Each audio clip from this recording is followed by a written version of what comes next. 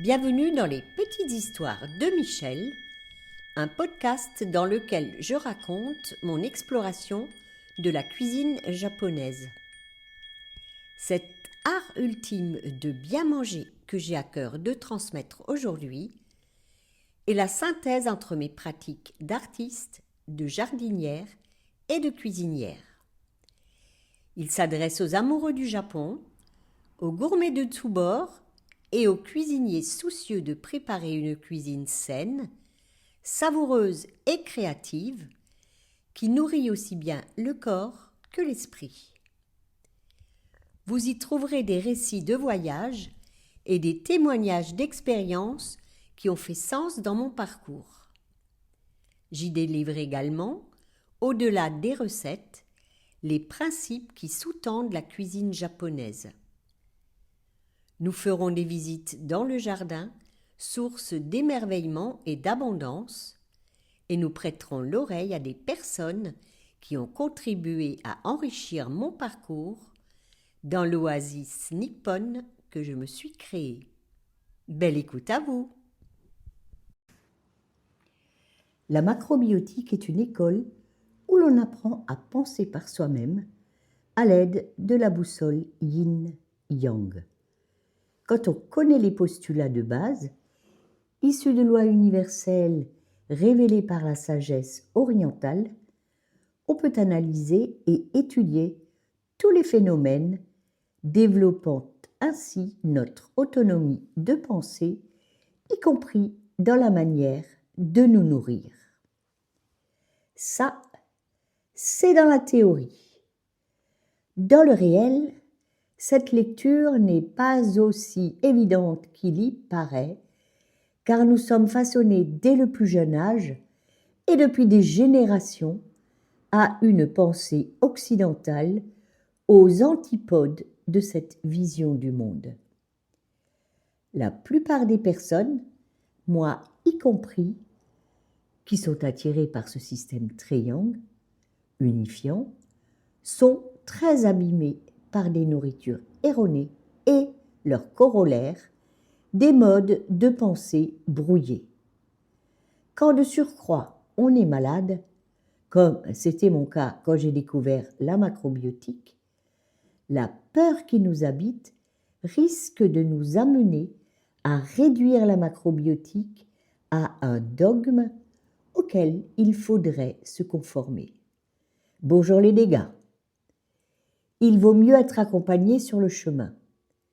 Certes, les erreurs sont des enseignements, encore faut-il en tirer les bonnes leçons.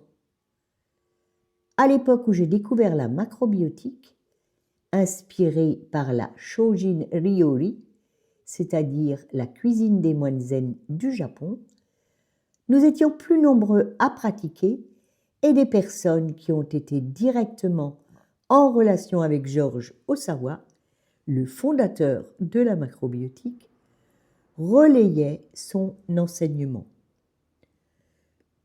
Avec l'absolutisme des convertis, je me suis lancé à fond dans cette nouvelle voie avec tous les excès qui me caractérisent, prosélytisme y compris. Vue de l'extérieur, l'alimentation macrobiotique peut paraître très exigeante, restrictive, cadrée. Sa pratique par des gens malades qui prennent un chemin de guérison est effectivement très précise pour obtenir des résultats. Mais une fois la santé retrouvée, elle devrait devenir un jeu avec une grande liberté. Il y a 1000 manières de cuisiner et de combiner les aliments en sortant des associations traditionnelles pour créer des plats délicieux. En empruntant ce chemin strict, mon état physique a rapidement évolué. Le premier constat est une perte de poids importante. Probablement que mon corps se nettoyait de ce que j'avais accumulé avec une nourriture trop riche, trop carnée, trop alcoolisée.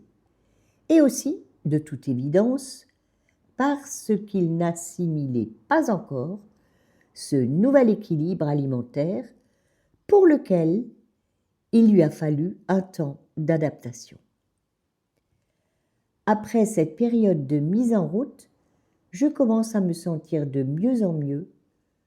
Je ne passe plus ma vie à lutter contre la fatigue qui m'envahissait après les repas trop chargés.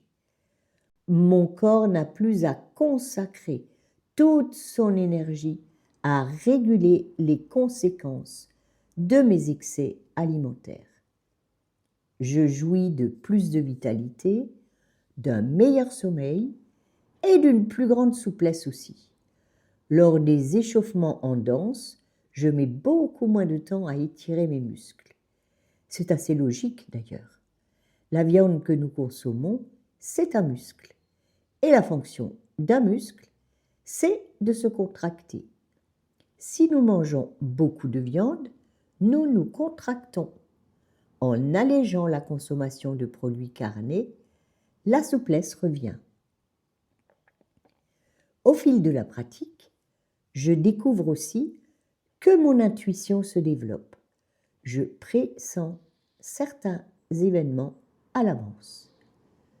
Je suis débordante d'énergie. Dans cette période de ma vie, je suis à la fois maman, enseignante, formatrice d'enseignants, jardinière, artiste, et je danse ma vie au sens propre comme au sens figuré. Je reprends même mes études en fac en parallèle de toutes ces activités. Et comme je vais de mieux en mieux, je souhaite évidemment que ma famille partage ce chemin vers une meilleure santé et se prépare un bel avenir. En mangeant la même nourriture, on dit que nous fabriquons le même sang, ce qui tendrait à créer une unité dans la cellule familiale.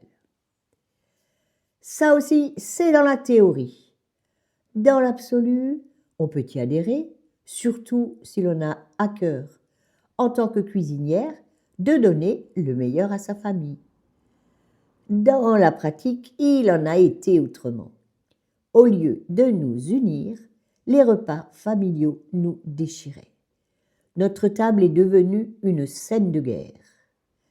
Attachés à leurs habitudes alimentaires, mon mari et mes enfants s'opposaient au changement de régime et me l'ont fait savoir de manière violente. Des amis, habitués à ma table bourgeoise, ont même été convaincus que j'étais prisonnière d'une redoutable secte.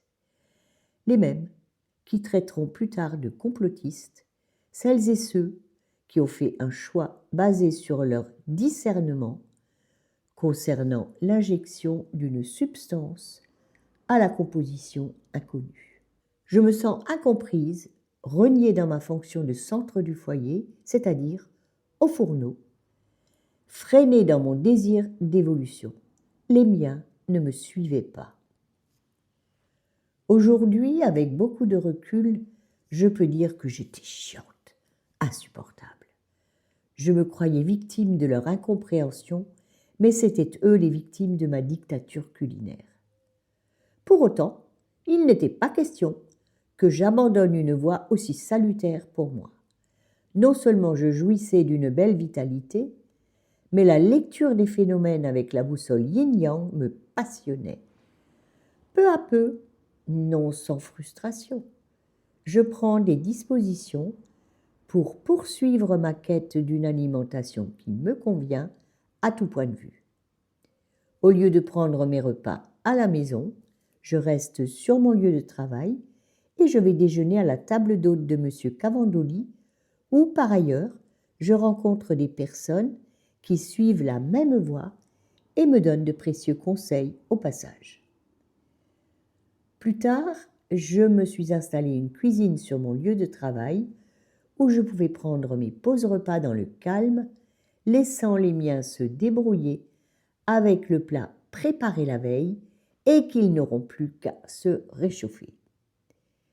Pour nos repas pris en commun, je faisais 2 cuisines. La mienne pour satisfaire à mon propre équilibre alimentaire et des plats pour ma famille qui ne trouvait pas son compte avec ces nouvelles préparations dont il ne comprenait pas le sens. C'est tout à la fin de sa vie que mon mari, trop chargé par les repas d'affaires récurrents, m'a déclaré un jour « Je veux manger comme toi ». Ce que nous ne savions pas encore à l'époque, c'est qu'il était miné par un cancer silencieux et insidieux qui, quand il se déclare, ne laisse guère de chance de survie. Certes, une alimentation en conscience est la base même de la santé, mais il serait réducteur, avec ce que nous savons aujourd'hui, de s'en tenir uniquement à cette approche. Une maladie, c'est aussi un conflit qui s'exprime dans la biologie. Nous avons actuellement de nombreux outils pour mettre en lumière ces conflits, pour débusquer les croyances erronées qui nous limitent et les mémoires cellulaires que nous trimballons et dont nous pouvons nous libérer. Si les nourritures terrestres sont les apports tangibles qui maintiennent la vie du corps, notre véhicule terrestre, la quête spirituelle est la nourriture plus subtile qui alimente notre âme venue accomplir une expérience d'incarnation. Après le décès de mon mari, j'ai perdu mon cap. À l'époque, ma priorité est devenue le lien social, quitte à renoncer à l'équilibre alimentaire qui m'avait soutenu si longtemps, mais qui était marginalisant. J'ai progressivement repassé de végétalienne pure et dure à des habitudes alimentaires que j'avais abandonnées. En quelques années, les conséquences se sont fait sentir de manière violente. J'étais de retour à la case départ, un corps très abîmé et des pensées brouillées. À ce stade, j'aurais pu retourner tout simplement vers les pratiques qui m'avaient été bénéfiques, mais l'effort me paraissait insurmontable, trop dur, trop exigeant, trop sévère, trop sec. C'est très progressivement, après des voyages réguliers au Japon, que je retrouve l'appétit pour un équilibre alimentaire fondé sur les principes de la sagesse orientale. J'en approfondis les bases, me remets en phase avec les orientations dans un champ élargi, celui de la cuisine traditionnelle Washoku. En me focalisant sur l'esthétique de la présentation, sur la notion de saisonnalité, je retrouve la joie de la création d'œuvres uniques, comestibles. De nouvelles perspectives s'ouvrent, le champ des possibles me paraît infini, bordé par un cadre hérité d'une sagesse lointaine. Je m'amuse à nouveau et je commence à partager le résultat de mes créations à ma table d'hôte. Aujourd'hui, après une quinzaine d'années à régaler à mon comptoir, un nouveau volet s'ouvre, la transmission de ce savoir accumulé. Des conférences et des ateliers pratiques sont proposés à ceux qui ont le désir de cuisiner en conscience. Les informations concernant ce programme sont diffusées sur ma page Facebook et sur mon compte Instagram. Aurez-vous la curiosité de venir nous rejoindre ? Un nouvel épisode des Petites Histoires de Michel vous attend tous les mardis. Pensez à vous abonner à ma newsletter pour continuer de voyager au Japon avec moi.